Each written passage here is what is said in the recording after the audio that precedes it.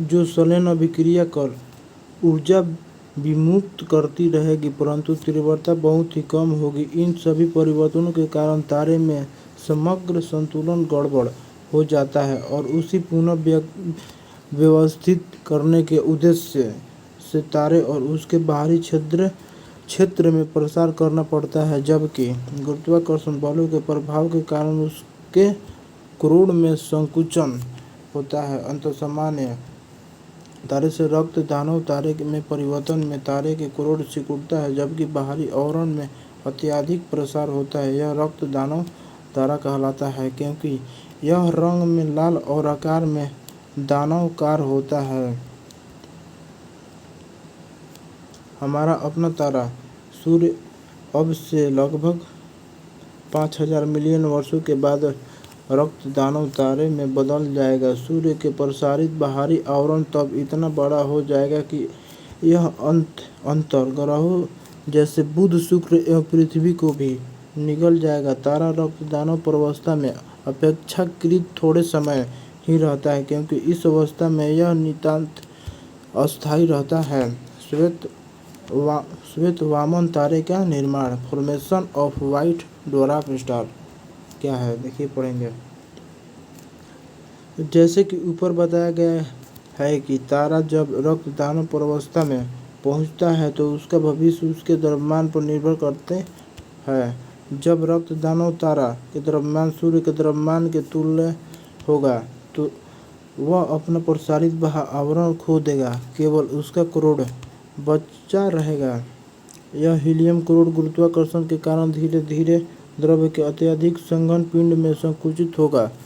Helium क्रोड के इस अत्यधिक संकुचन के कारण क्रोड का ताप अत्यधिक बढ़ जाएगा। वह नाभिकीय संलयन अभिक्रियाओं का एक अन्य सेट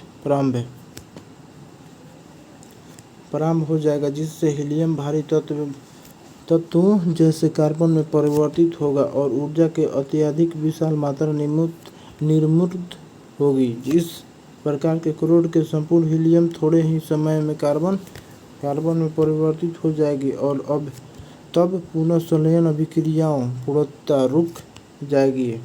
अब जो ही तारे के भीतर उत्पन्न हो रही है ऊर्जा बंद हो जाएगी। तारे का क्रोड उसके अपने भार के कारण सिकुड़ने लगेगा और वह श्वेत वामन तारा यानी व्हाइट ड्वार्फ स्टार बन जाएगा। श्वेत वामन एक मृत तारा है क्योंकि यह संलयन प्रक्रिया द्वारा कोई जीवन ऊर्जा नहीं उत्पन्न करता है। श्वेत वामन तारा जब अपनी संचित संपूर्ण ऊर्जा खो देता है तो वह चमकना बंद कर देगा।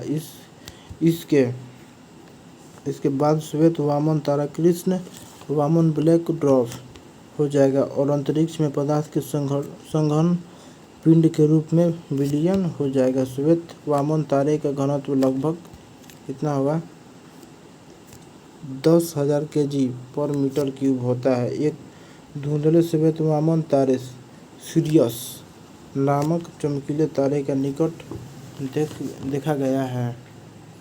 अब हम लोग पढ़ेंगे अभिनव तारे तथा न्यूट्रॉन तारे का निर्माण यानी formation of supernova star and neutron यानी formation of supernova star and neutron star.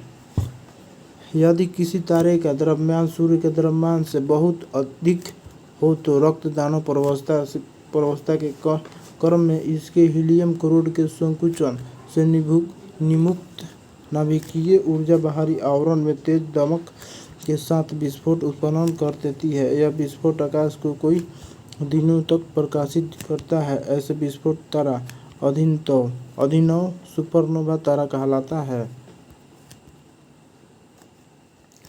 Supernova विस्फोट के बाद भी इसके क्रोड का संकुचन होता रहता है और न्यूट्रॉन तारा बन जाता है।